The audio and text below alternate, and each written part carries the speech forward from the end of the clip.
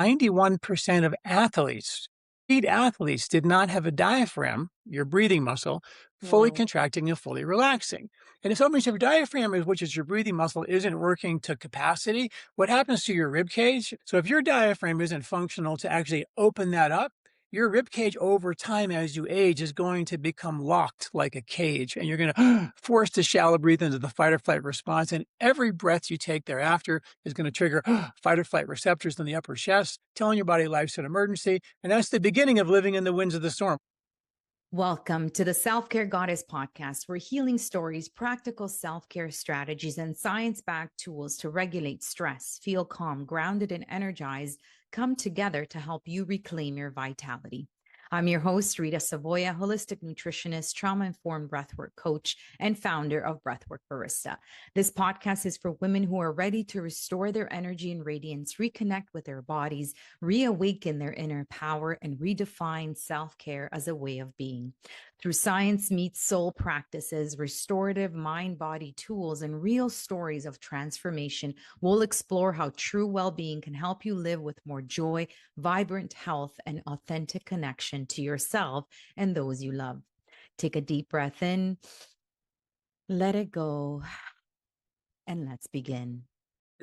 Hello, and welcome to another episode of the Self Care Goddess podcast with a very special guest that is returning on the podcast. So I'm super excited to introduce him. But as we know, on this podcast, we're going to walk the talk before we get into our beautiful conversation. So if you do have a couple of minutes to yourself, I invite you to maybe lower your gaze and look at a point that is not moving, or even close your eyes to completely tune out the outer world and just tune in for a couple of moments, checking in with yourself. How are you feeling? How are you doing today?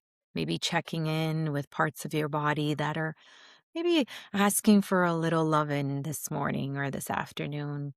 And let's channel the breaths into that area, particularly the exhales.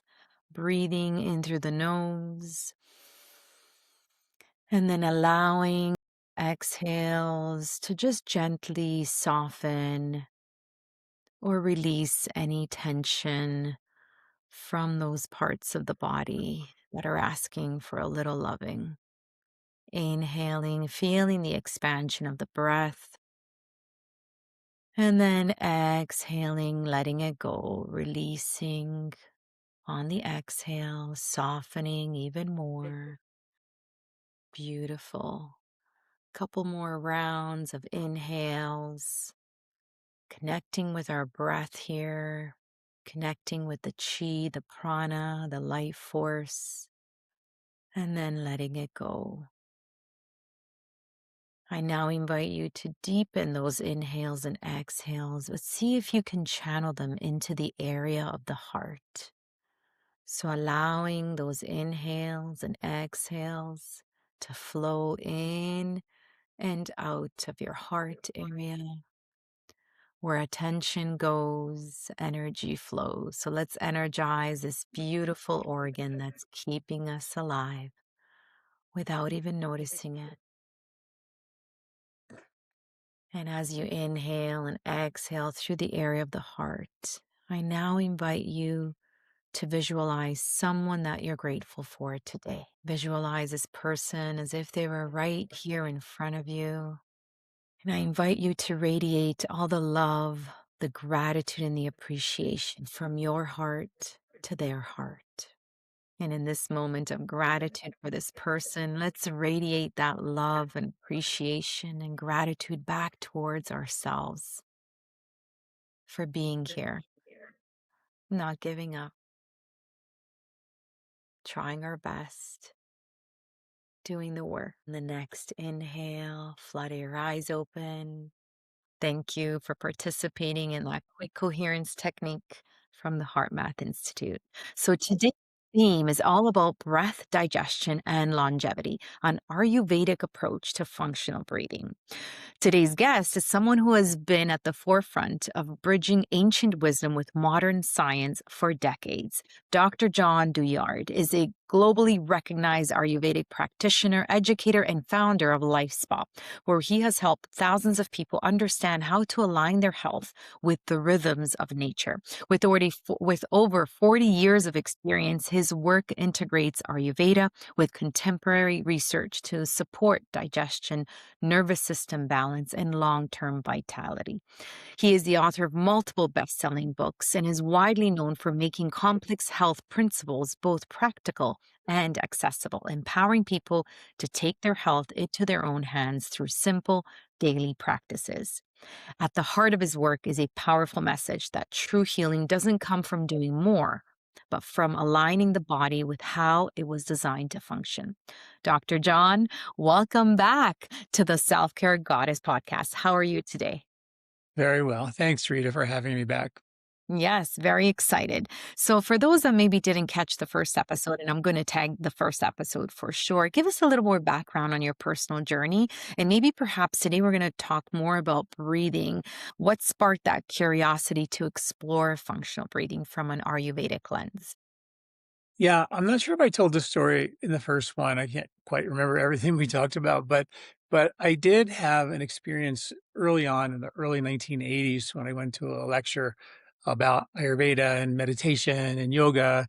And I was training for an Ironman at the time. And the doctor afterwards, I asked him, I said, "What do you think about doing an Ironman with all the, from the Vedic meditation perspective?" And he looked at me and was like, "What is that?" And I had to describe to him what it was. And he looked at me and he said, "Why do you do that?" And I didn't really have an answer. And no one ever asked me that before. And then he looked at me again, sort of like I was a fool, and said, "Do you meditate?" And I said, "Yeah, I do meditate." He goes, "Do you sleep when you meditate?" I go, "Yeah, deeply. It's great. I love it." And again, he looked at me like I was sort of like off and said, meditation is not sleep. It's different. Meditation is when you're alert and resting at the same time. Sleep is conked out. You're conked out. You're exhausted. It's way too much." So, and I was like, "Yeah, but what if I was able to not fall asleep in my meditation and still do all this exercise?" And he said, "Yeah, yeah, you could give that a go, So I did. I started going to meditation retreats on the weekends, like once a month for a while. Then I went for a 2-week meditation retreat where you did like yoga, breathe, meditate, eat a little, then yoga, breathe, meditate again, like for 2 weeks solid. That's all you did. No exercise, maybe a little walk after lunch. That was it.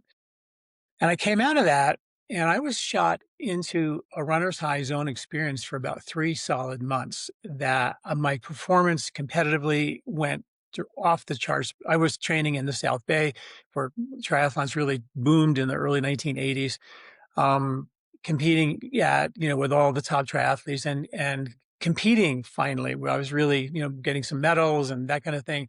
A lot of my friends thought I was on steroids. Some of them actually learned to meditate because I actually realized that that's what he did, and I started training less and being more efficient, and, but it wasn't just like this runner's high zone. I was in this place where I felt like my workouts were effortless. I felt like I was doing less, accomplishing more, but almost like I was doing nothing and accomplishing everything. It was like a runner's high, best race is your easiest race experience for like 3 months, and it also overflowed into my clinical internship, which I was doing at the time, where I had this academic bandwidth that I wish I had it in the first, part of my training, but it was just like, I was just blown up and I could do everything with this ease and calm and accomplish so much more than I was able to do before.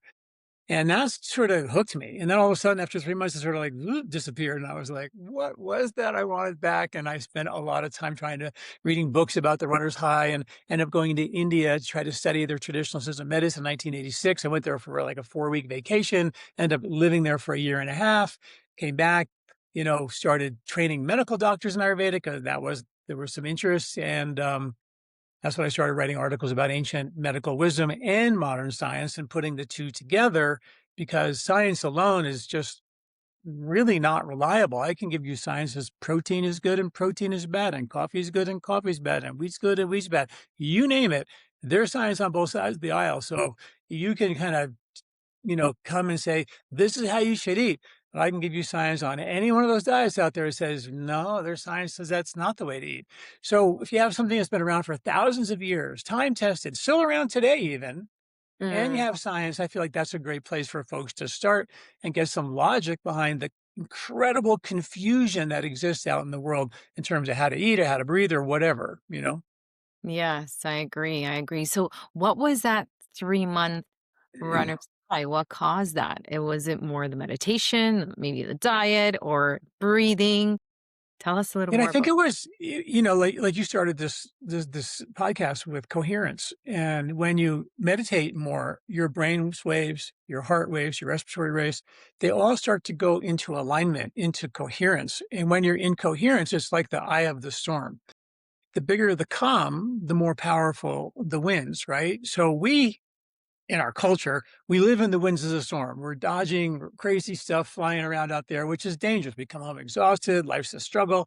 But if you can learn how to kind of create that calm and then build a tiny little eye of the storm and slowly build that into a powerful hurricane, where the bigger the eye, the bigger the calm, the more powerful the winds, all of a sudden you slip into that state where it's been so documented that the runner's high zone experience is when your brain waves go into a coherent state. All parts of the brain are doing the same thing. And they're not doing the fight or flight thing. They're actually doing a beta act or an alpha brainwave coherence where the brain waves are slower. The brain waves all doing the same thing. And all of a sudden the body slips into more parasympathetic dominance than fight or flight dominance during something vigorous, like when Roger Bannister broke the 4-minute mile. He said, "I felt like I was standing still, like I was going slow, let alone running faster than any man alive at that point in time." You know, Billie Jean King, who did the forward to my book, when I wrote a book on this whole stuff, and she said, "I would transport myself beyond the turmoil of a court to a place of total peace and calm." So when you create that calm, all of a sudden, like time starts to slow down. You start to feel like you're doing less and accomplishing more, and ultimately, you start feeling like I'm really not doing anything, and but I'm able to handle all this. Like people say, "Well, how do you do so much?" And like I don't feel like, and I mean, I've written. I was doing a podcast the other day, and they said, "You've got 1,500 articles on your website, all ancient wisdom, modern science. Like, how do you do?" And I don't feel like it was any effort at all. Not that I'm in that zone all the time, but I think obviously when you're passionate, and I think when you meditate and you keep dipping the cloth in the dye of the calm, and that's where you begin to hail from, you do begin to feel like the winds of the storm and all that stress is not who you are. Yeah, I can die, I can go out there and get all stressed out too, but I feel like I have a tool like the meditation and the yoga and the breathing, and just a way of living life going with the current. Uh, you know, aligning your biological clocks and circadian rhythms, then all of a sudden you're coherent. So you're in that calm place, not the crazy stressed out place. And it becomes that familiar, almost autopilot, right? So in my why did it only last 3 months though? Can we stretch that for. Yeah. I don't know. I mean, it was like, I kind of think I got some of that back over time, but never like that dramatic change where I was like, stressed out student, burned out, conked out in my meditations, like really pushing the envelope all the time. Did that then I did that meditation 2 week thing. And then I went into this zone state. And all of a sudden it was like, I mean, it just disappeared. Like I couldn't handle the stress as well. I was like in my clinical, I was like, all of a sudden what I created, which was a lot of, you know, bigger eye, loss of wins, all of a sudden it felt overwhelming again. It's like, ah. So, and that's kind of what maybe I wanted to go to India and just kind of figure out what this ancient wisdom Ayurvedic was and kind of piece it together. And then, I think over time, sort of, put the pieces of the puzzle together and realize I was just burned out. Yes, exactly, which most of us are in modern day society. So you've been teaching a lot on natural health for decades, right? Specifically Ayurveda. So how does breath fit into this Ayurvedic understanding of longevity and vitality? And offline, I told you you look younger than the first time we actually chatted. So you're definitely doing something right. So tell us a little bit more about how the breath fits into this, a whole understanding of longevity. When I went to India, one of the first things I learned was I was, fascinated with exercise. Obviously, I went there to study their traditional form of exercise, and I kind of did a deep dive. And nose breathing kind of came up as like the thing. This was early 1986, and so I started learning how to nose breathe, but I was a terrible nose breather. So when I came back to the States, I started doing focus groups with folks, teaching how to nose breathe and exercise. And I had like a deviated septum. I got a broken nose at one point in my life, so I didn't really breathe much out of that side. And it took me, then I saw a study early on that showed if you breathe through your nose, you can actually reverse the deviated septum and you can actually change the structures like a facilitated pathway. And so it took me about a year and a half of breathing through my nose where I could actually do it. And then when my book came out, Body, Mind, Sport, about nose breathing, I started doing free classes at North Boulder Park and ended up going into a health club. For about 10 years, I taught this class for free, to the public and in a health club. And so I watched so many people come into my class and then leave and then come back 5 years later and see what their progress was. And, so many people said, "I thought you were crazy breathing through your nose. There's no way." And we're in Boulder, Colorado, like where the runners and the all top athletes were coming to my class. And they were like, some were really into it, some were like, "He's crazy." But a lot of them came back a year or two or 3 or 4 later and said, "You know what? I thought you were nuts." All of a sudden, I kept doing it in my warm-ups, but all of a sudden I was able to breathe in a way that I wasn't able to. And that's what I call respiratory efficiency. And none of us have it. One recent study showed with 91% of athletes, elite athletes did not have a diaphragm, your breathing muscle, fully contracting and fully relaxing. And if your diaphragm, which is your breathing muscle, isn't working to capacity, what happens to your rib cage? One thing. It only has one job: squeeze all the air out. So if your diaphragm isn't functional to actually open that up, your rib cage over time as you age is going to become locked like a cage, and you're going to force to shallow breathe into the fight or flight response. And every breath you take thereafter is going to trigger fight or flight receptors in the upper chest, telling your body life's an emergency. And that's the beginning of living in the winds of the storm, where it's crazy out there. You don't know what's going to hit you from behind or wherever, right? So the idea is to use your breath to actually activate lower lobes of your lungs, where 80% of the blood lives, is kind of a gravity fed system. Breathe into those receptors that are calming and reparative, and then convince the body that the war is over. Like when we did our nose breathing research, we had the group of athletes, half of them did nose breathing and the other half did mouth breathing. When you switched them. And when they were breathing through their mouth, their fight or flight response went to 100%. And which normal during exercise, and your parasympathetic zeroes out. That's what happens when you go for a run. It's 100% fight or flight, 0 parasympathetic. When they came back and did nose breathing, the same athletes, something magical happened. The fight or flight system only went up 50%, and the parasympathetic didn't zero out. It stayed at 50%. So we had two opposite nervous systems coexisting. That's the eye of the storm. That's what I just described. It's the coexistence of opposites. It's what the guy told me in early 1980s. He says it's being restful and alert at the same time when you're meditating. It's the coexistence of how can you be resting and alert at the same time? Sleep is just conked out. That's not a coexistence of opposites. It's just asleep. And that's kind of what we've proved. And we have the brainwave incoherence. We have the alpha brain in the midst versus fight or flight beta brain. We measured breath rates during this workout when they're mouth breathing. They were breathing at 48 breaths per minute. The same group came back the next day, did the exact same breathing technique, and they were breathing at 14 breaths per minute. The same exertion. It was 200 watts of resistance on an exercise bike, which is significant. If you get on an erg in the gym and dial in 200 watts, you're working, And so it was just pretty cool to see, and that's just a glimpse of the research that we did.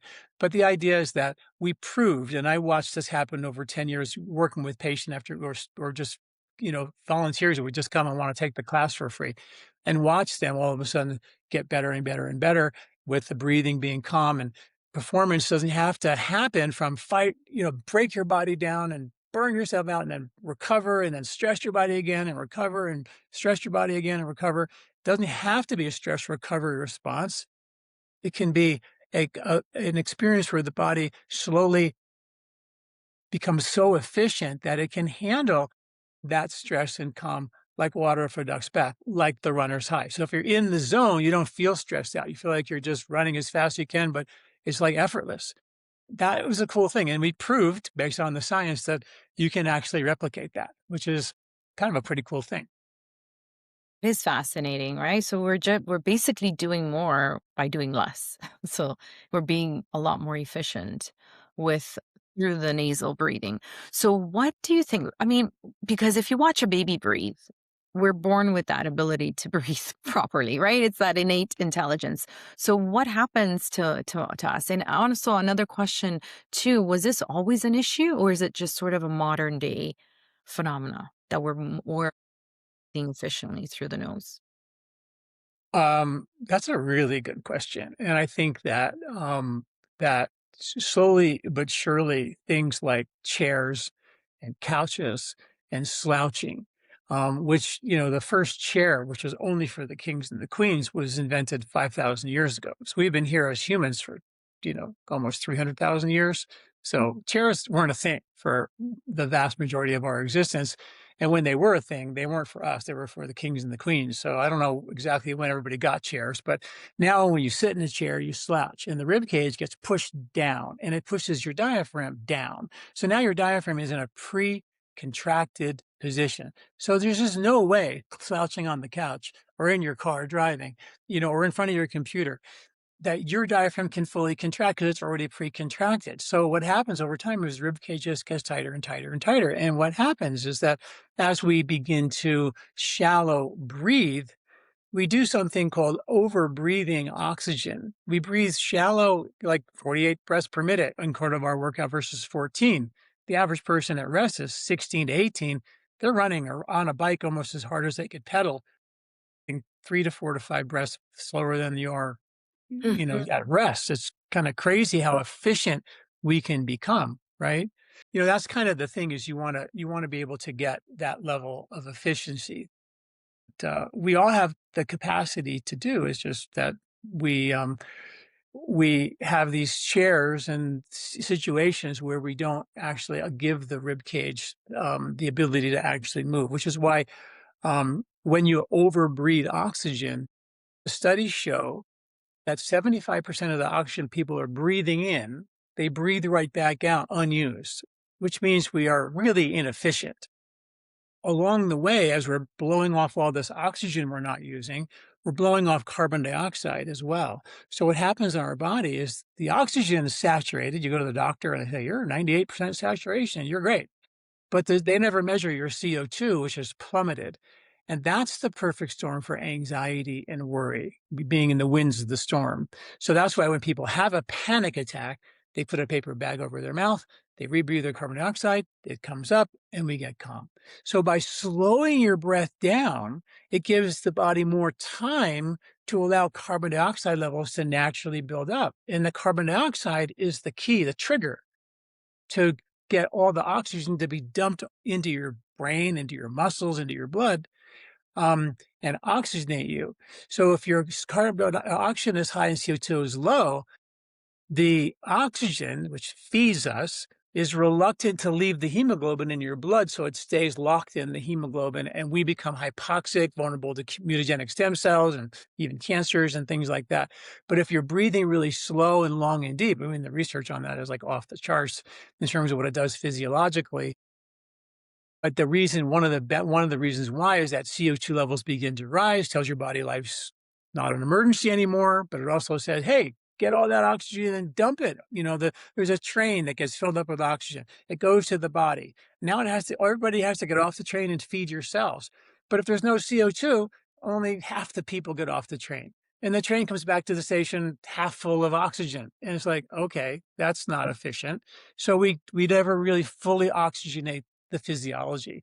And when you do, you start to function as if the war's over, like you're not in a fight or flight response 24/7, which is unfortunately what our culture has created. I agree. And so I often like to say that breathing through the mouth is like eating through the nose. It's not meant to be doing that. And for obvious reasons, that the nose is made for breathing. It humidifies the air, filters it, gets it ready for that optimal gas exchange in the lungs. But so is there a time for mouth breathing, in your opinion? When is it okay to mouth breathe? if even. When there's a bear chasing you, get out of town. Absolutely. It's a fight or flight response. It's not bad. It's just, it shouldn't be 24/7. You know what I mean? Right. And how about some breathing techniques that actually allow for mouth breathing? What are your thoughts on those? Yeah. I mean, let me teach you what I taught in that class that I taught for 10 years, which is like such a cool, simple thing to do. So let's say, and you can do this anywhere, but let's say you're on a treadmill. Um, and you put the treadmill at 2 miles an hour, which is very slow. And now you're going to breathe through your nose. For the first 5 minutes, you're going to breathe through your nose, deeply in and deeply out, and deeply in, deeply out. Long in, long out, slow, comfortable. Notice at the bottom of this breath, there's a natural linking or a space, and a natural linking or space at the top of the breath. So the body has this natural kind of sine wave S curve. It's not urgent, like in, out, in, out, right? So you want to tune into that space between each breath. You're not holding your breath. You're just a natural pause that's linking one to the other. And you get it, and you're doing 2 miles an hour. You're walking, tuning into that space. Now, after 5 minutes or 10 minutes of that, you want to increase the elevation of that by 1 degree of elevation every 15 seconds. Super simple, right? And you can do it on an elliptical if you want to, just increase the resistance or the elevation. Just every 15 seconds, give it a little bit more resistance or elevation, whatever you like. But here we are on a treadmill, it's level. You're going to go at 1 degree every 15 seconds. And then you go to 4 degrees. And at 4 degrees, Mhm. you're going to watch the space of somewhere in that neighborhood. You're going to watch the space between the breaths get a little shorter. Not mouth breathing yet. It's the beginning of an urgent breath, the beginning of losing the space between the breath. And as soon as that breath gets a little bit shorter, you zero out the treadmill to 0 degrees. And now you breathe deeply into the lower lobes, become a little bit more efficient. And now you go, as soon as you get that space back and you're kind of back to that nice rhythm, you go up the treadmill again, 1 degree every 15 seconds. And now you feel you go to 4 degrees, you're still got a nice space, 6, 5, 6 degrees, 7 degrees. And then at 8 degrees, the breath gets a little bit shorter. Go all the way back down to 0, reset the calm, and then go after it again. And you go to 12 degrees. Now at 12 degrees, you went from 4 degrees to 12 degrees of resistance, and now you're breathing the same. And now you watch this happen for 10 years, and no one ever didn't get it in all those years. I mean, it was like wild. If we just respect that when the body says, hey, I'm going towards the fight or flight emergency, say, yes, fine. We're not going to burn you out. We're going to restore and become more efficient. Breathe deeper, breathe into the lower lobes more efficiently because you just kind of asked for more efficiency. Take the stress off the system, restore some efficiency, deeper, longer, slower breath, and then access the lower lobes of your lungs where all the blood and exchanges anyway, which is what you're doing when you breathe through your nose long, slow, and deep, right? And the next thing you know, you can go from 4 degrees to 8 degrees. And then the body goes, nope, can't do that. Now I go to 0, reset that calm, become a little more efficient and deeper in my breathing. Now I can go to 12 degrees. Then that's pretty steep. Come back. Now go to, 3 miles an hour or 2.5 miles an hour, and then repeat the whole process. And the next thing you know, Mhm. you get into the zone. This is the goal of this whole thing, was that at some point, and it could be while you're running, say you have a house and you go for a walk or a jog, and there's a little hill by your house, and you can tell if you start going real slow, you try to go up that hill, that breath gets a little short, just turn around and run down the hill, recover, and then go back up. And within a couple of weeks, you're going to be blasting up that hill with a level of efficiency and calm and neurological calm and brainwave coherence that's telling your body, I'm a huge eye of this storm, which means I can handle so much more than the stress or recovery, fight or flight response that I've been beating myself up with. And trust me, I beat myself up. And if I could do it again, Mhm. I'm 69 right now. If I could do it again and look at how many 3-hour runs I ran in the Hollywood Hills and trail marathons I ran and Ironman, I mean, it's a lot of wear and tear. And not all of it was intelligent. I wish I could go back and kinda do it again in a way that really didn't amp up that fight or flight endurance. I can handle it kind of, experience that most of the endurance events I did, required. So that's how you do it. Super simple. And then when you get into the runner's high, what happens is as you begin to start to go up a hill or go a little harder, instead of the breath rate choosing to go from that nice space to a little bit faster, this is the coolest thing. Your breath rate will choose to become longer and slower and deeper. And you're like, what?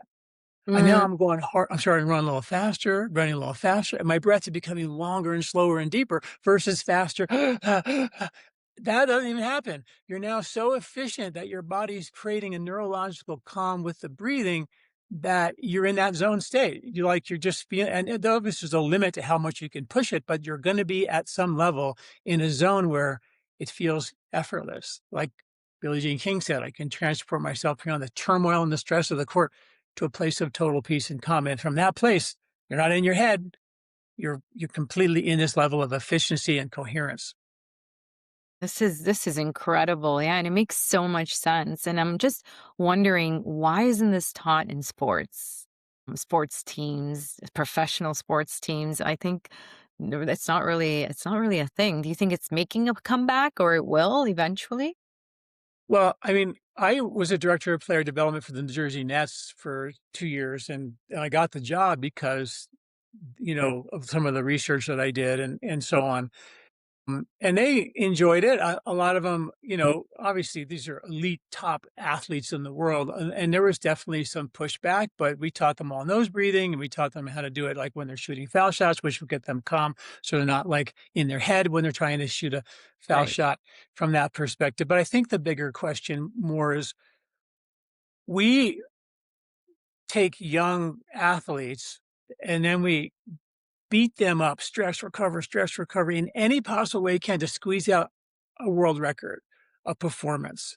And in their 20s, we're squeezing out incredible world records and we're having really incredible things happen.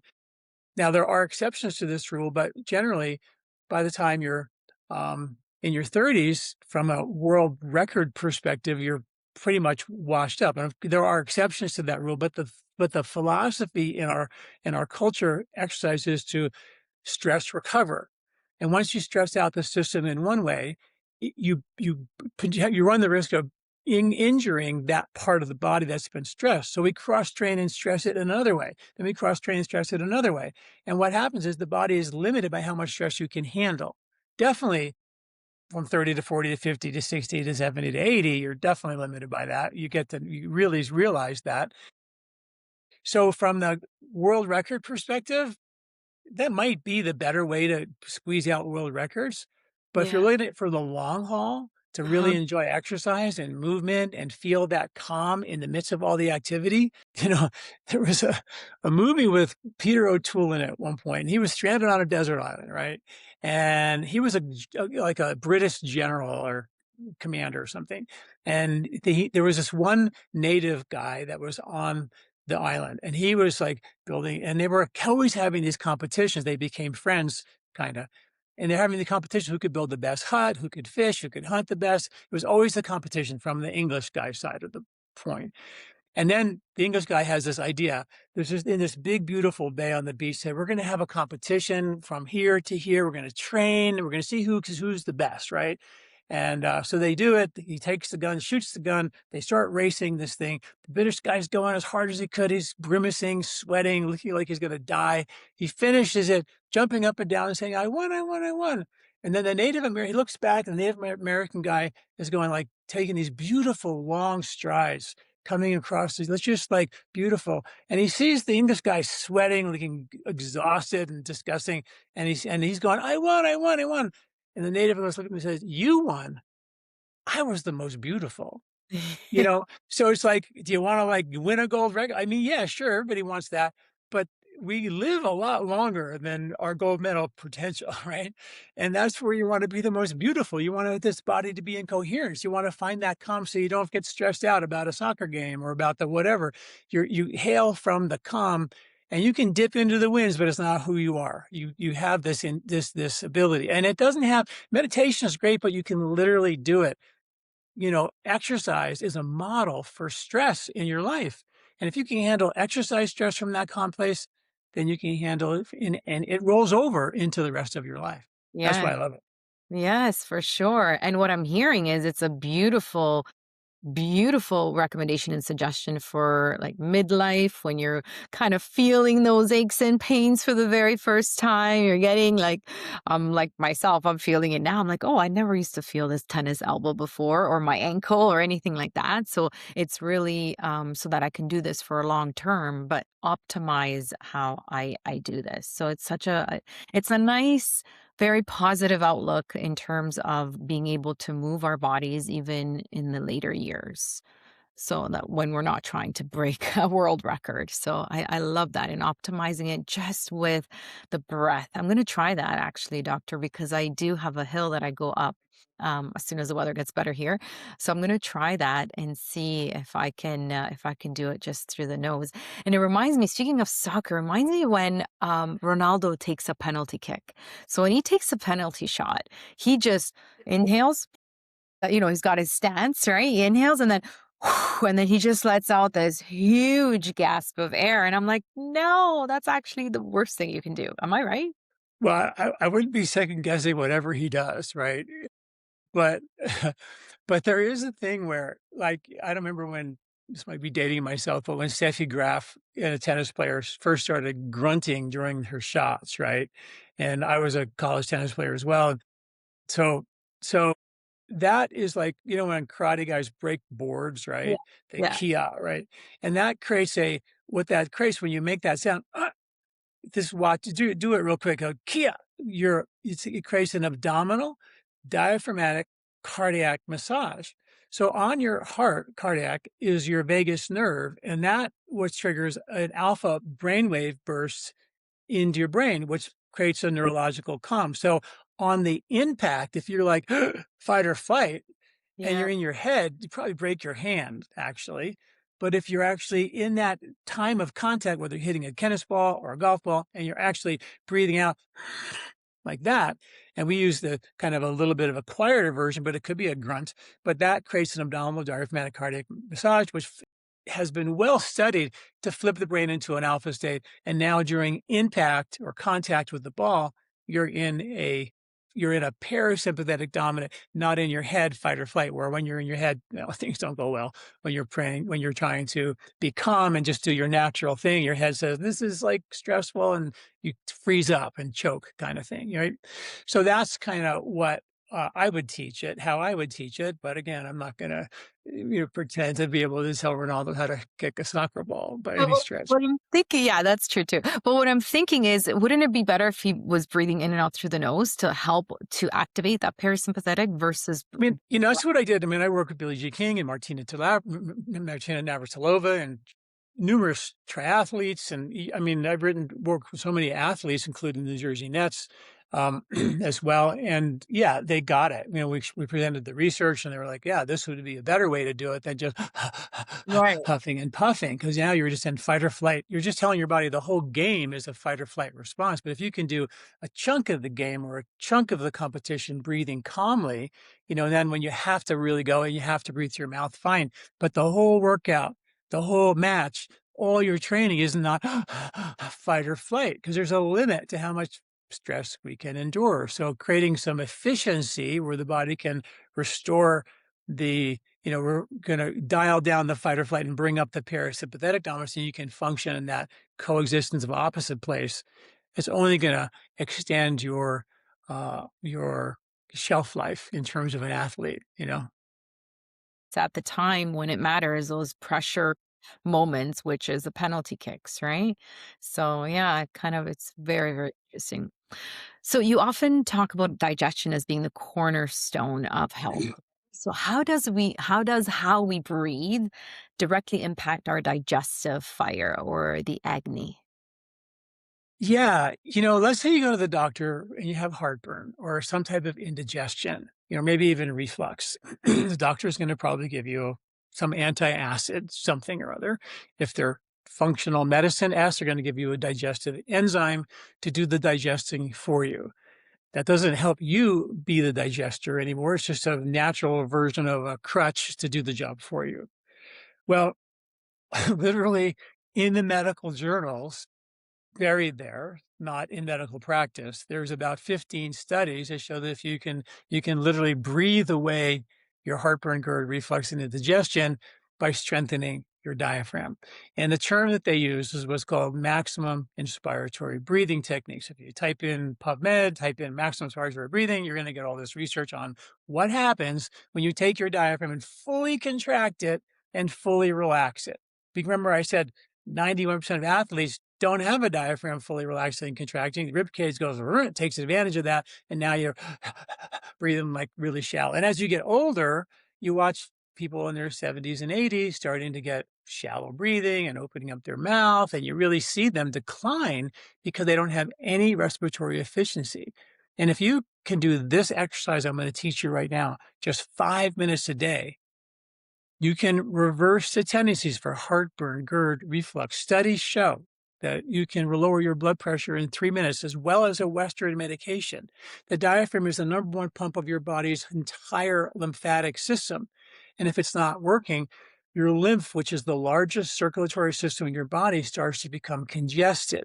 And it's trying to do three major things. One, carry your entire immune system. Two, get rid of all the trash, cellular trash in your body.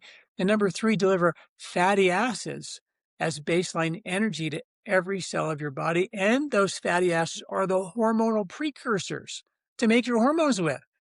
So when you go to the doctor, you say, oh, you're low in progesterone, you're low in estrogen, and therefore you need hormone. Why don't we just try to get the digestion efficient enough so it's not creating lymphatic congestion, so you can deliver the fatty acids as precursors and let your body take a crack at making your own hormones versus just giving you hormone. It's Right. that logical and that simple, right? Doesn't mean those hormones are necessarily bad, but it isn't what I want to do. I don't want to take hormones first thing, because that's a life sentence. You don't get to stop those, right? Because hormone by definition means you're not going to make any more of your own. You're going to get it blocks your production of your own. That's true, except for melatonin is one that doesn't actually do that, because it's not really a hormone. It's more of a molecule. But a little side note there. I love it. Wow, it's so interesting. So I knew about the lymphatic. I didn't know about the lymphatic using or transporting the fatty acids that we need for other things as well. That's incredible. So how does the diaphragm fit into that? So the diaphragm is the pump of your body's entire lymphatic system, specifically for your lymph around your belly and hips, which is where we hold on to a lot of extra weight. That's lymph congestion, by the way. The diaphragm is also pumping the cerebrospinal fluid up into your brain, and there's brain lymphatic and glymphatic systems dump 3 pounds of trash out of your head every year while you're sleeping. And if you don't have good diaphragmatic function, and you should know that the lymph gets congested because of weak digestion. So if you don't digest your fat, your protein, your carbs, you eat a greasy fried food meal and you feel, or wheat or something, you get brain fog or swelling or skin rashes. That is happening because the proteins and fats were not completely digested, which is fixable, and they go into your intestinal tract. This is a quote from the medical journals. Protein and fat molecules are too big to get into your blood and nourish you. They get uptaken into the garbage can, which is the lymphatic collecting ducts around your intestinal tract, where the lion's share of the lymph in your body lives. And that's the first place it gets congested, around your belly and hips. And then it goes into your skin-associated lymph, make your skin not look good and rashy or whatever. And it goes into your brain lymph.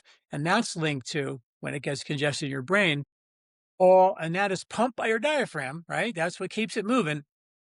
It's linked to now, according to Western medicine, anxiety, congestion of the brain lymph, Right. depression, cognitive decline, inflammation, infection, and even autoimmune concerns, where the master computer, your brain, can't get its trash out.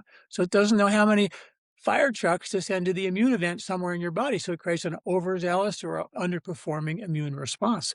This is well documented, again, buried in the medical journal. But in Ayurveda, they talk about the lymph being the key system to longevity. And that starts with good quality digestion. You can break down your fats and proteins well, and don't just stop eating the food and kick the can down the road. Sure, if you eat wheat and don't feel good, don't eat it.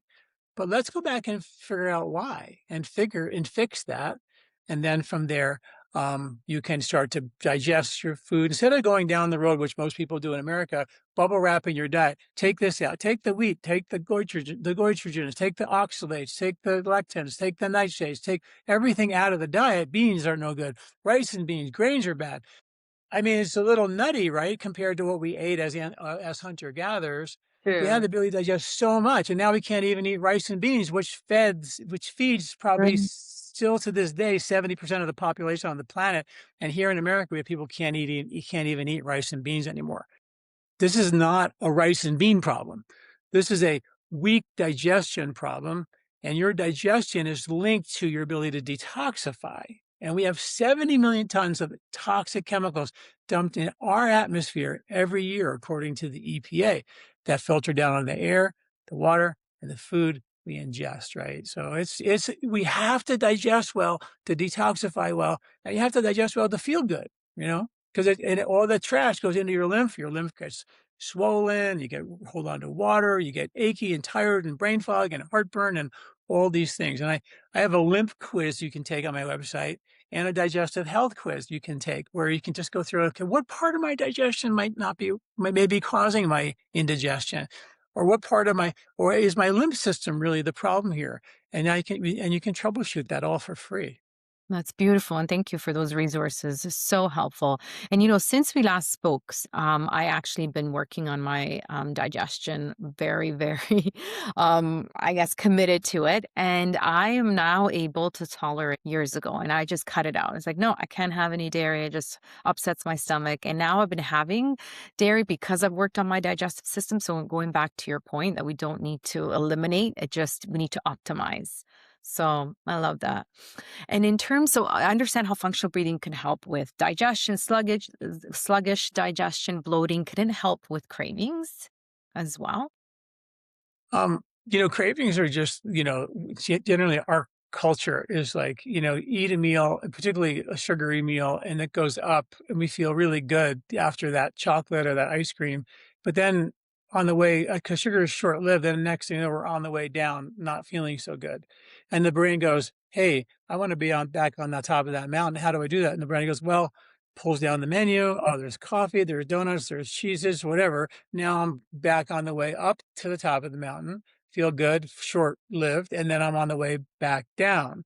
So our culture has become, on the way always. Most of us are constantly on the way to feeling good with a cup of coffee, and then on the way to feeling bad. Then we need a donut, and then we feel good on the way up, and then we feel bad. And we find ourselves, our brain is like smart. It pulls down the menu, says, you know, there's chocolate kisses in the other room. There's coffee and donuts in the other room. There's chips. There's whatever we use to inject ourselves to get us out of that hole. But when you start to burn fat is calm fuel, stable fuel. It's fuel that lasts. And that's where, starting to, eat simply like have a breakfast, but make it big enough to get you to lunch and don't have anything in between. And then have lunch and make that the bigger meal. Our circadian rhythm say that's the best time to eat. And then have something for lunch and then have nothing till supper and try to make supper earlier and smaller. And if you can just start to do that as step one, you'd be kind of way ahead of the game. And then the other thing that we can all do, which is like super easy to do, is spice your food. The 5 spices that we use are ginger, cumin, coriander, fennel, and cardamom. And what those 5 spices do scientifically is they reboot and coordinate the stomach acid production, the bile flow, the pancreas, the duodenal enzymes, all that upper digestion coordination has to be like locked in.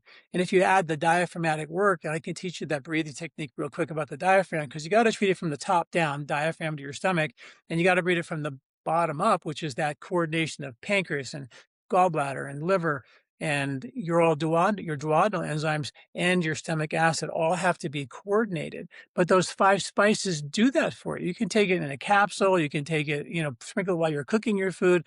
But spices are amazing, and we don't do that in our culture. We're like salt and pepper people, But and a lot of people are way into spices, of course, but the more that you can get them in, there's a reason why they're valuable. They actually have been shown in studies to mitigate the damage of cooking, the acrylamides when you make toast, the heterocyclic amines when you cook meat, the reactive oxygen species when you cook anything are mitigated when you cook it with spice. That's crazy science. Like, who knew that that's why thousands of years ago, Right.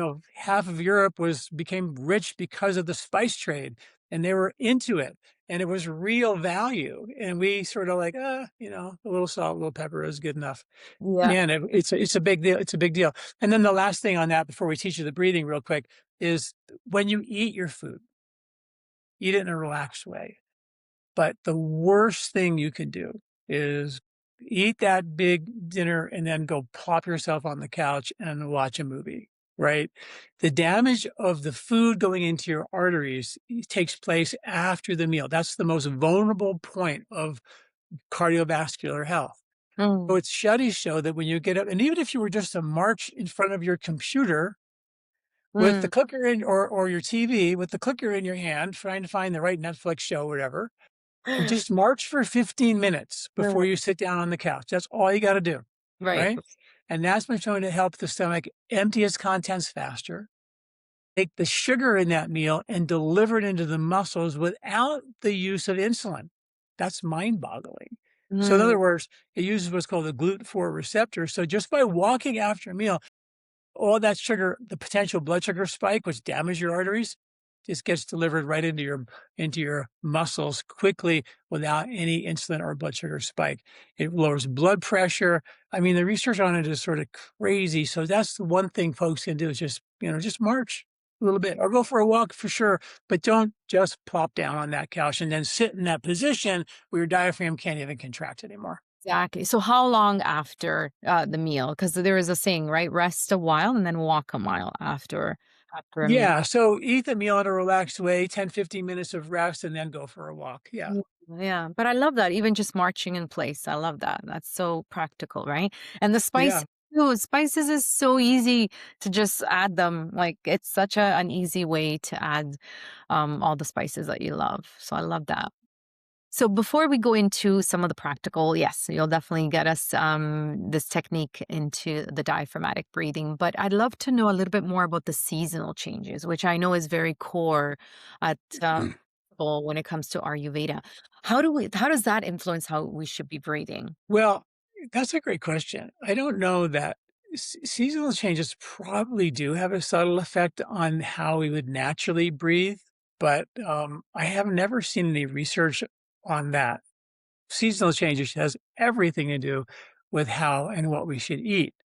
Right? I mean, the studies show that these are Stanford studies show that the bugs in the soil change from one season to the next to the next. And when they did hunter-gatherer studies, they found that the bugs in their gut change from one season to the next to the next. So the fuel supply for us as humans changes. So we have fat as the fuel supply in the spring, which we're in now as we have this discussion.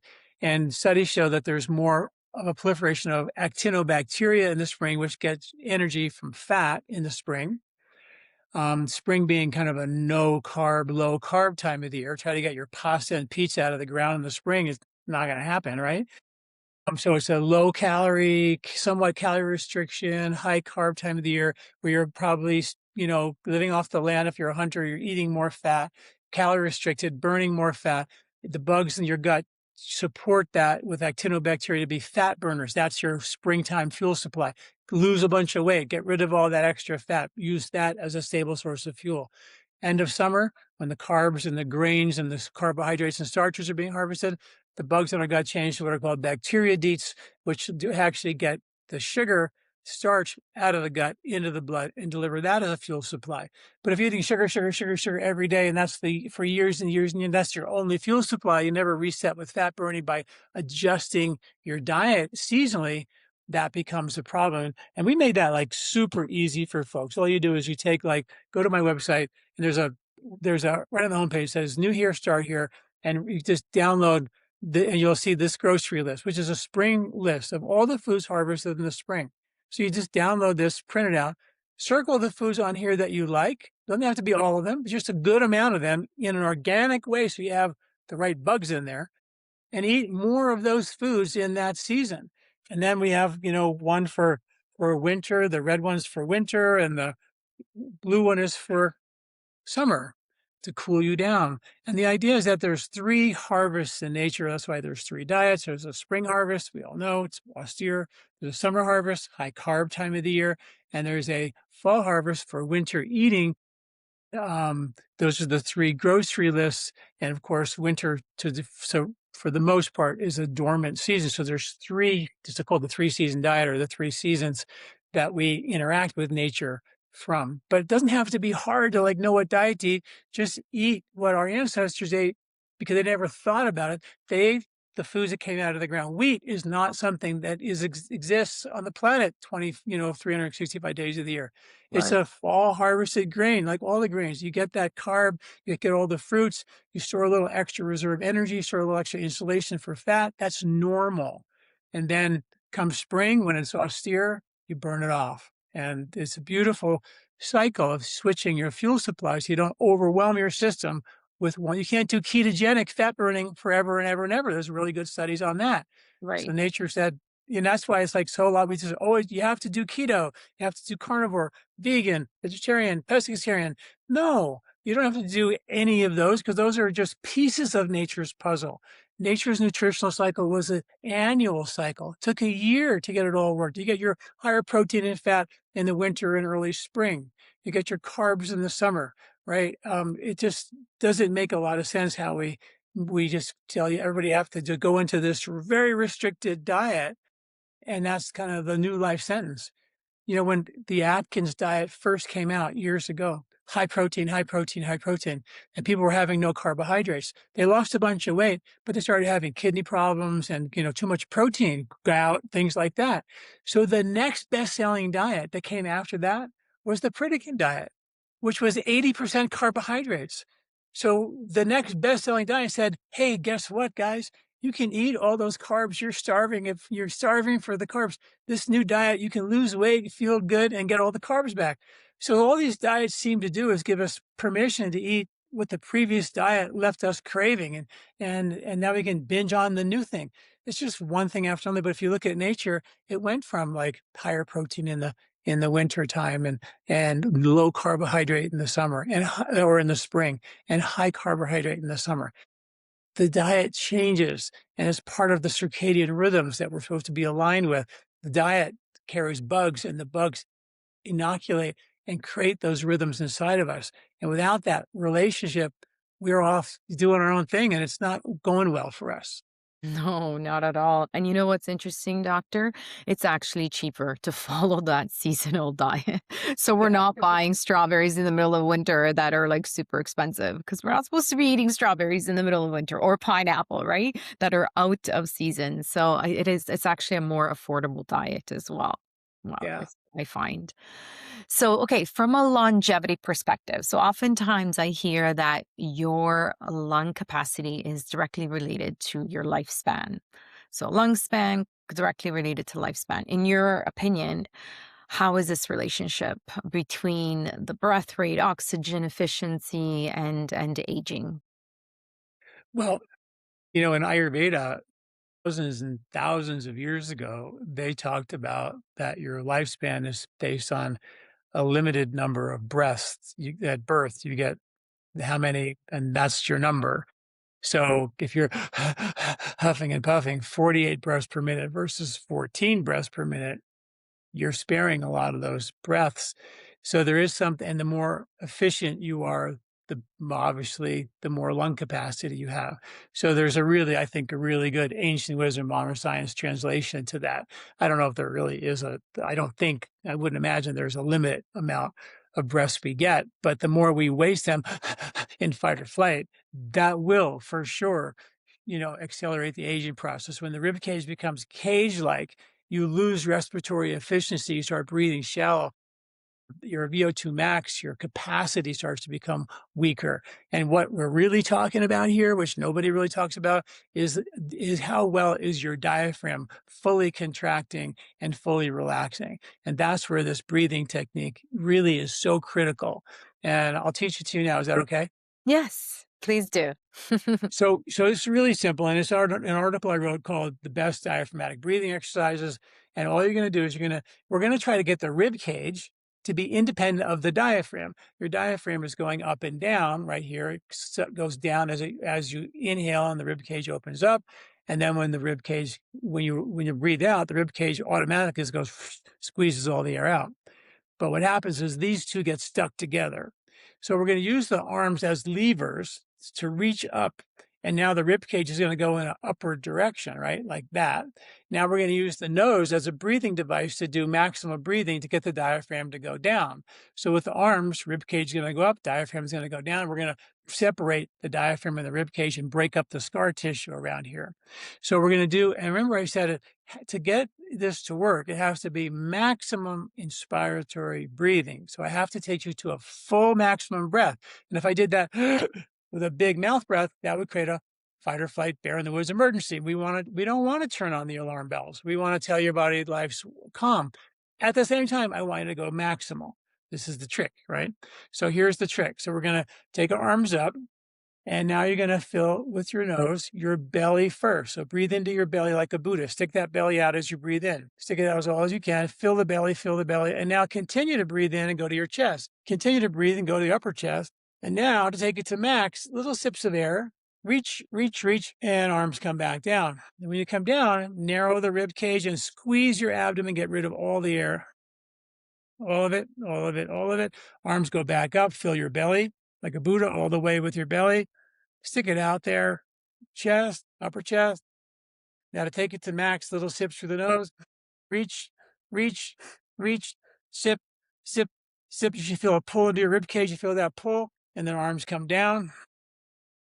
You do 10 like that. You can do this in front of your computer, by the way. 10 to the side like this. Breathe in, belly, chest, upper chest, sip. Feel a nice big pull and stretch over here. Arms come all the way out. Breathe out all the way out. Contract your abdomen completely, long, slow, and deep. And you do 10 straight up, 10 left, 10 right. Do that. It's a 5-minute exercise. Do it once a day or a couple times a day to get it going. And you will activate that diaphragm slowly but surely. In time, your rib cage will become more elastic. And that's the beginning of a whole journey of getting that rib cage and diaphragm turned back on for you. Yeah, I love it. I'm already feeling the stretch, and I do yoga. I did yoga this morning, and I'm still feeling a nice stretch in the ribs. Yes. Yeah, Wow. the thing is, like doing your yoga, the third video in that article I was talked about, there's 3 videos there to how to get you through all this. But the third one is actually doing yoga postures. Do the same exact breath. Fill your belly, fill your chest, fill your upper chest, sip to max, then twist the other way.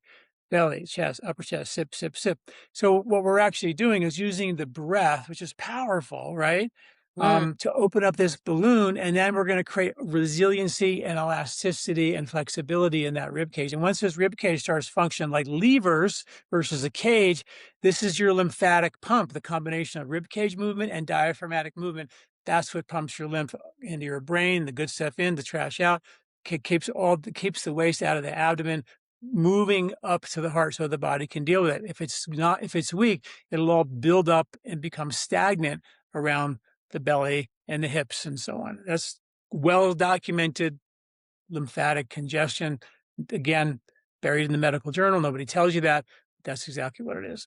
I mean, and of course, the lymph starts in the efficiency or depends on the efficiency of your digestion, right? So if you have a digestion problem, can't eat this, I don't eat that, and you start going down the road of taking stuff out of your diet, that's when you say, okay, fine, I get it. Don't eat that food for now, but let's go back and figure out what's going on here and fix it so you can go back to eating the foods you did when you were 18. Exactly. Yeah, and it's exactly my story, what's happened to me. So this diaphragmatic, I mean, you can do it in between client calls when you're on Zoom, right? Like you can do it anytime, really. And you're suggesting just 5 minutes a day or multiple times a day. I mean, in the beginning for the first month, the more the better to get it real.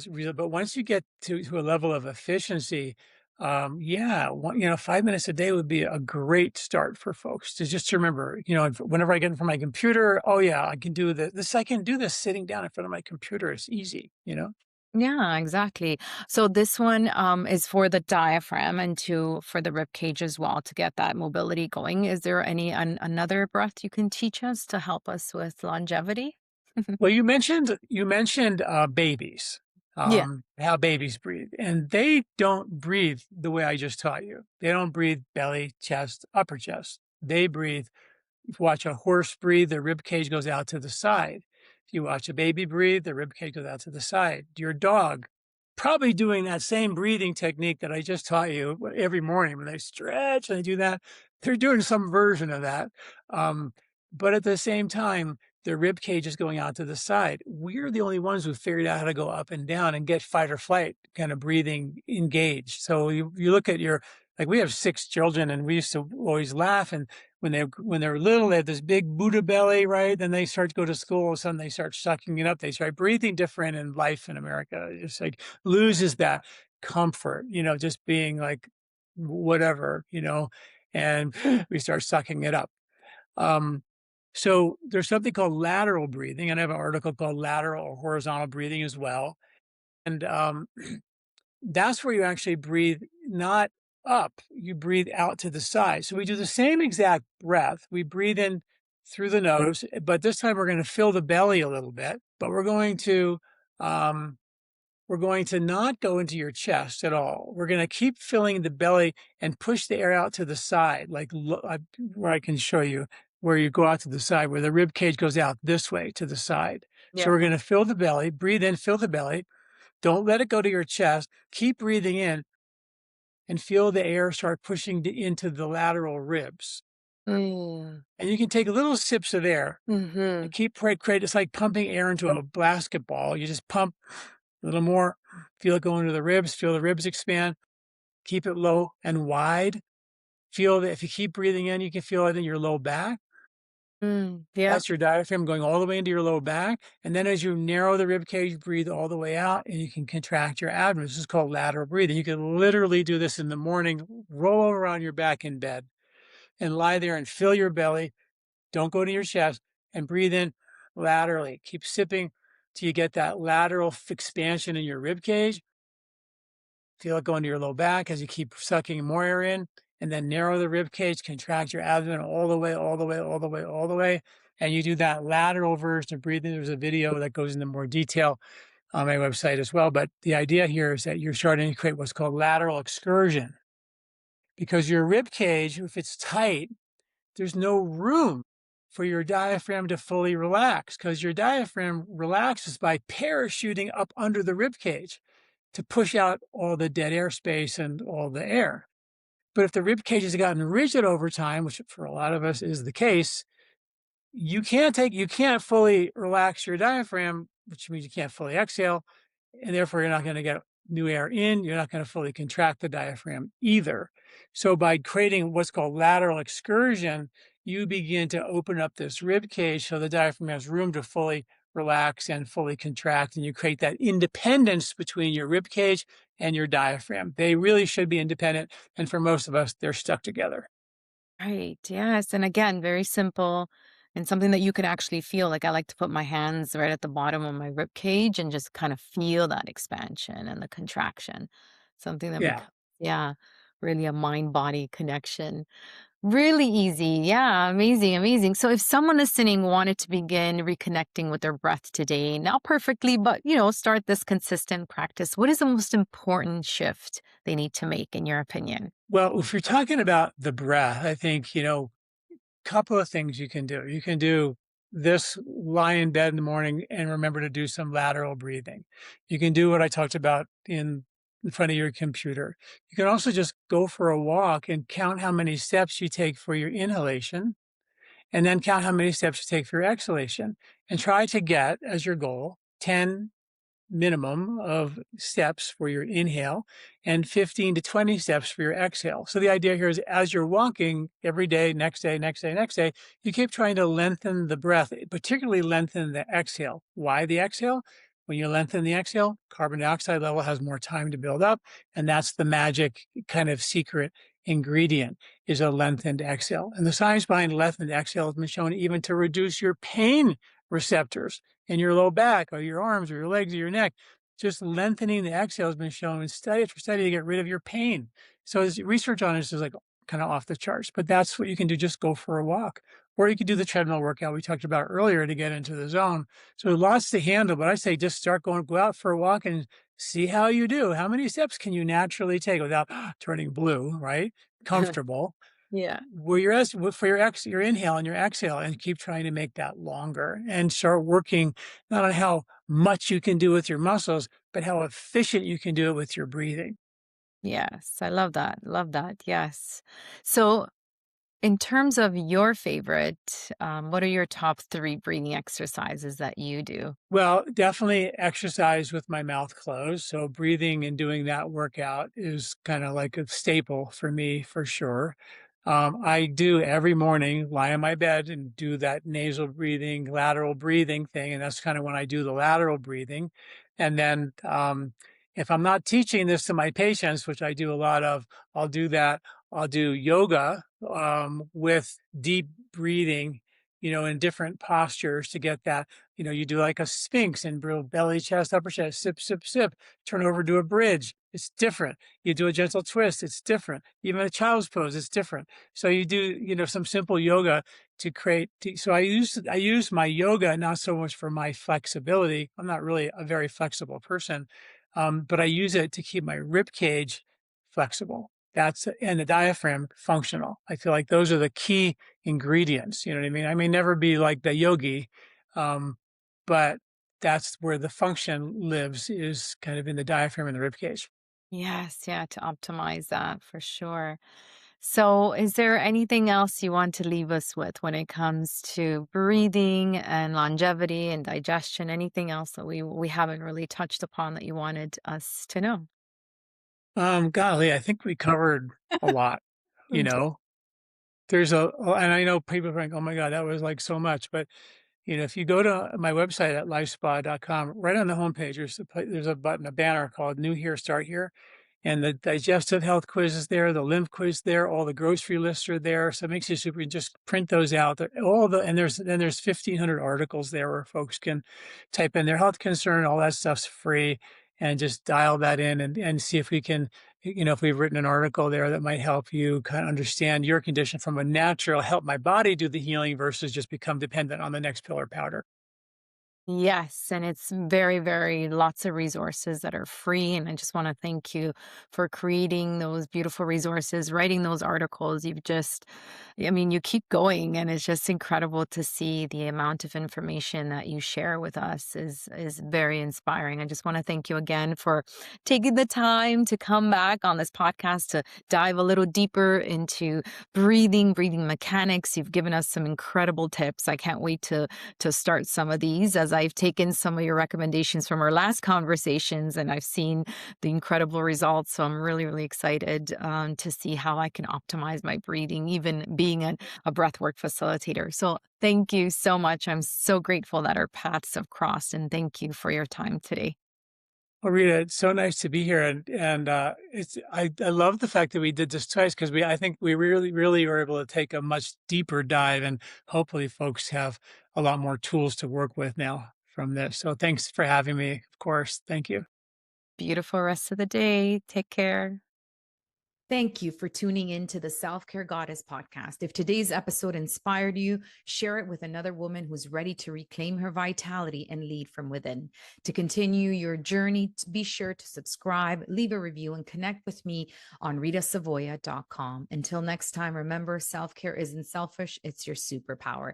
Take a deep breath in, exhale, and keep rising. Ciao for now.